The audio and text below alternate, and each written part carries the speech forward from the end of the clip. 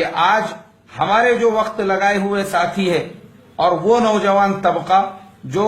پہلے دعوت کے کام میں لگا ہوا تھا، آج 90% ایسے نوجوان ہیں جو غیر مقلد بن چکے ہیں۔ ایک صاحب نے عجیب و غریب سوال کیا ہے کہ مولانا صاحب، اہل حدیث کی تعداد ہمارے شہر میں بڑھ رہی ہے، اس کی کیا وجہ ہے؟ اس کی وجہ تو سامعین و ناظرین بالکل صاف ہے کہ جب تبلیغی جماعت میں جانے والے 90% اہل حدیث ہو رہے ہیں تو تعداد تو دیوبندی علاقوں میں ان نام نہاد اہل حدیثوں کی بڑھے گی، اور اس میں پوچھنے والی کون سی بات ہے۔ لیکن سامعین، دیوبندیوں کے جن عالم سے یہ سوال کیا گیا ہے وہ اس کا جواب کیا دیتے ہیں، اور ساتھ ہی تبلیغی جماعت میں جانے والوں کی اکثریت دیوبندیت کو چھوڑ کر نام نہاد اہل حدیث فرقہ میں یعنی غیر مقلد وہابی فرقہ میں کیوں شامل ہو جا رہے ہیں، یہ سب اگر انہی دیوبندیوں کے علماء ہی کی زبانی سنیں گے تو یہ زیادہ بہتر رہے گا، کیونکہ اس سے کسی دیوبندی کو ہم سے کوئی شکایت بھی نہیں رہے گی۔ لہٰذا آئیے آج کے اس ویڈیو میں ہم یہی جانتے ہیں اور اس ضمن میں چند اور باتیں بھی جانیں گے۔ تو چلیں اپنے موضوع کی طرف چلتے ہیں۔ باطل کرد کریں گے ہم ہیں بریلی والے۔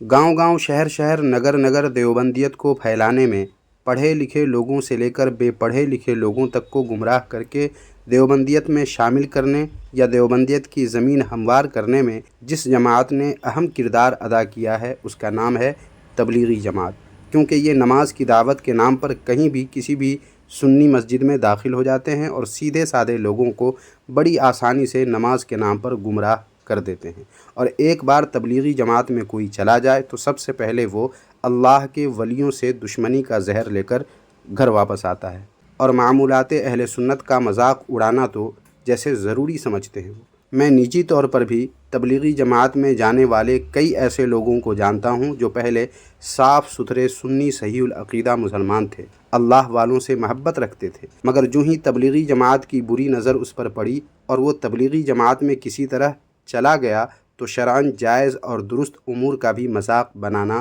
اپنی پہچان سمجھنے لگتے ہیں، اور اللہ کے ولیوں کی شان میں توہین آمیز کلمات کہنا ان کے لیے کوئی بڑی بات نہیں ہوتی ہے بلکہ عام بات ہو جاتی ہے۔ بہرحال یہ بات واضح طور پر آپ سمجھ لیں کہ دیوبندیت کی تشہیر میں تبلیغی جماعت کا اہم رول ہے، جس کا اظہار مکی حجازی نے ان الفاظ کے ساتھ کیا ہے۔ میں تو اپنے مولوی صاحبان سے کہتا رہتا ہوں، میں نے کہا یار زمین تو یہ بیچارے ہمیں بنا کے دے جاتے ہیں، باقی آگے ہل شل چلا کے درخت سامان لگاتے ہیں، اصل زمین تو ہمارے یہ بنا کے چھوڑ جاتے ہیں۔ اگر زمین ہی نہ ہو تو ہم پھل کہاں لگائیں گے یا درخت کہاں لگائیں گے؟ تو اس لیے اگر کسی کا دل نہ مانتا ہو کوئی بات نہیں، نہ مانے، لیکن کسی کو برا نہ مانے۔ لیکن اگر کوئی تبلیغی جماعت کے خلاف کچھ کہتا ہے تو پھر اس کا انجام کیا ہوتا ہے، یہ بھی دیوبندیوں کے مولوی ہی کی زبانی سن لیجئے۔ اس زمانے میں لوگ تبلیغ والوں پر زیادہ برستے تھے، اب تو سبھی لوگ اس فہرست میں آ گئے، پہلے بیچارے صرف تبلیغ والوں کے برا بلا کہتے ہیں، اب سب کو لپیٹے میں لیں گے۔ حضرت فرماتے تھے اس زمانے میں حضرت کا ایک ملفوظ تھا، حضرت ارشاد فرمایا میرے خلفاء میں سے اگر کسی نے تبلیغی جماعت کے بارے میں زبان کھولی یا ان کے بارے میں کچھ کہا تو میں خلافت چھین لوں گا۔ یہ کتنی بڑی دھمکی۔ حضرت کے خلیفہ کا پتہ چلا کہ یہ بہت کچھ کہتا ہے، حیدرآباد میں آتے کہ بہت، تو حضرت سختی سے ڈانٹ لگائی، خبردار اگر تم نے ایسی بات کی۔ کیوں؟ فرمایا تبلیغی جماعت کو برا کہنے سے سوء خاتمہ کا خطرہ ہے، یعنی خاتمہ خراب ہونے کا اندیشہ ہے۔ میاں اپنے برتن اپنی جماعت کو اور اپنے اکابر کے سلسلے کو آپ برا کہہ رہے ہیں، جس برتن میں کھا رہے اسی میں چھید کر رہے ہو، یہ کوئی الگ تھوڑی، الگ فرقہ تھوڑی، الگ جماعت تھوڑی ہے، یہ سب دارالعلوم دیوبند کی شاخیں ہیں۔ لیکن سامعین و ناظرین، ایک ناقابل تردید حقیقت یہ ہے کہ تبلیغی جماعت دانستہ غیر دانستہ طور پر ہر باطل فرقے کا ایجنٹ بنی ہوئی ہے، اور سیدھے سادے سنیوں کو پہلے تبلیغی جماعت میں شامل کرتی ہے اور پھر اس پر دیوبندیت کا رنگ چڑھا دیتی ہے۔ لیکن جن اصولوں، جن بہانوں اور جن طریقوں سے سنیوں کو بہلاتے ہیں یہ تبلیغی جماعت والے، ٹھیک انہی اصولوں، بہانوں اور انہی طریقوں سے تبلیغی جماعت والوں کو دوسرے باطل فرقے والے، مثلا نام نہاد اہل حدیث غیر مقلد وہابی، شکیلی، مودودی، قادیانی وغیرہ اٹھا لے جاتے ہیں۔ جس پر کئی ایک ویڈیوز ہماری اسی چینل پر اپلوڈیڈ بھی ہیں جنہیں آپ دیکھ سکتے ہیں، اور اگر آپ ہمارے اس یوٹیوب چینل کے پرانے ویورز ہیں تو یقیناً آپ نے دیکھ بھی لیا ہوگا۔ المختصر یہ کہ تبلیغی جماعت میں شامل ہو کر لوگ باطل فرقوں کے لیے اپنے آپ کو تیار کر لیتے ہیں، اور جس باطل فرقے کی نظر جس پر گئی اور اس کو پڑھا لیا وہ اسی باطل فرقے کا حصہ بن گیا۔ کوئی تبلیغی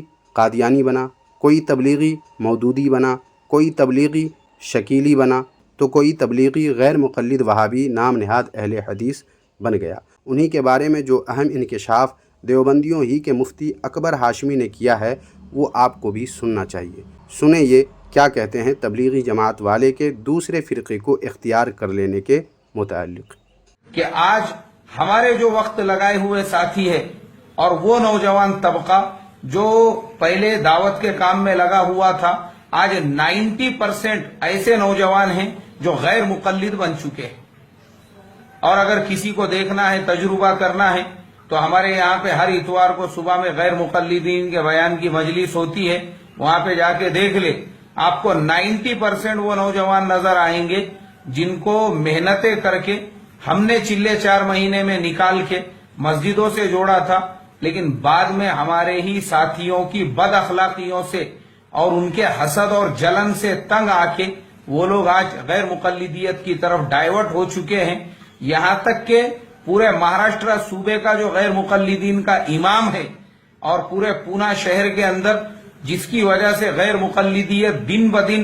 روز افزو بڑھتی جا رہی ہے اور ہر مسجد کے اندر نوجوان اس کی طرف جھکتے جا رہے ہیں، یہ کوئی آسمان سے اترا ہوا انسان نہیں ہے، یہ ہمارا ہی وہ ساتھی ہے جس نے کسی زمانے میں 4 مہینے لگائے ہوئے تھے، مسجد وار جماعت کا کھوٹا تھا، اپنے محلے میں بستی میں محنت کرتا تھا، لیکن ہمارے ساتھیوں کی بد اخلاقیوں سے، ان کی حرکتوں سے، ان کے حسد سے، جلن سے، کاڑیوں کرنے کی وجہ سے، لڑائی جھگڑے کرنے کی وجہ سے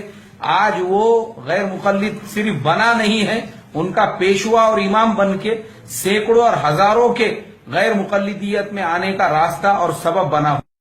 ان دیوبندیوں تبلیغی جماعت والوں کی جو بد اخلاقیاں ہیں وہ تو ہیں ہی، اور ان کی وجہ سے تبلیغی جماعت والے گمراہ در گمراہ جو ہو رہے ہیں وہ تو ہیں ہی، مگر تبلیغی جماعت والے غیر مقلد وہابی یا دوسرے باطل فرقوں میں جو جا رہے ہیں اس کی وجہ ان دیوبندیوں تبلیغی جماعت والوں کی بد اخلاقیوں کے علاوہ اور بھی کچھ ہے۔ وہ کیا ہے؟ سنیے دیوبندیوں کے اس عالم کی زبانی، جن کا نام ہے احمد سراج قاسمی۔ ایک صاحب نے عجیب و غریب سوال کیا ہے کہ مولانا صاحب اہل حدیث کی تعداد ہمارے شہر میں بڑھ رہی ہے، اس کی کیا وجہ ہے؟ اس کی پہلی وجہ یہ ہے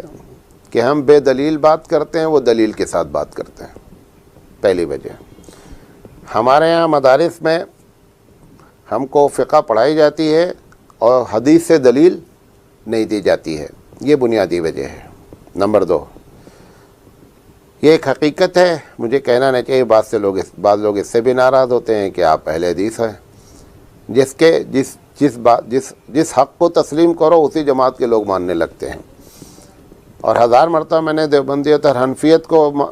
حق بات کہا ہے تو اس کو لوگ ماننے کے لیے تیار نہیں کہ پکا دیوبندی حنفی ہے۔ دوسروں کو اگر حق کہہ دیں حق بات میں تو لوگ ناراض ہو جاتے ہیں۔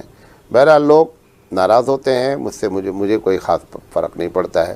دوسری وجہ یہ ہے کہ بدعت اور شرک سے ایک بڑی تعداد اہل حدیث کی پاک ہوتی ہے، یہ اس کی برکت ہے کہ لوگ اہل حدیث بنتے ہیں۔ تیسری وجہ یہ ہے کہ جو تبلیغی جماعت ہماری محنت کرتی ہے اور مسجد تک لوگوں کو لے جاتی ہے، مسجد کے بعد ان کے پاس سلیبس نہیں ہے کہ اب اس کے بعد ان کو کیا کرنا ہے، لہذا وہ جو خراب بندے ہوتے ہیں وہ نیک بندے مسجد کے دروازے تک پہنچتے ہیں تو اہل حدیث حضرات ان کے سامنے دلائل سے بات کرتے ہیں تو وہ مکھن لے کے چلے جاتے ہیں اور چھاچھ یہ لوگ پیتے رہتے ہیں، یہ بھی وجہ ہے۔ واللہ عالم بالصواب، ناراض نہیں ہوئیے گا بھائی۔ باقی سامعین و ناظرین، اس بارے میں آپ کی رائے اگر کچھ اور ہو تو کمنٹ باکس میں ضرور لکھیے، ویڈیو کو لائک کیجیے، ہائپ کیجیے اور اپنے دوست احباب میں جتنا شیئر کر سکتے ہیں کر دیجیے، تاکہ لوگوں کو معلوم ہو کہ یہ تبلیغی جماعت والے दरअसल बातिल फ़िरक़ों के एजेंट होते हैं जो नमाज के बहाने लोगों को गुमराह करते हैं, और जिन बहानों, जिन उसूलों और जिन तरीक़ों से लोगों को गुमराह करते हैं, उन्हीं तरीक़ों, उन्हीं उसूलों और उन्हीं बहानों के ज़रिए दूसरे बातिल फ़िरक़े वाले उन्हें उचक कर ले जाते हैं और तबलीगी जमात वाले देखते रह जाते हैं। और उसकी वजह क्या है वो भी आपने सुन ही लिया है। इसलिए ये बातें अगर आप चाहते हैं कि लोगों को आसानी से मालूम हो जाए तो इस वीडियो को जितना शेयर कर सकते हैं आप शेयर कर दीजिए। शुक्रिया, जज़ाकल्लाहु खैरा।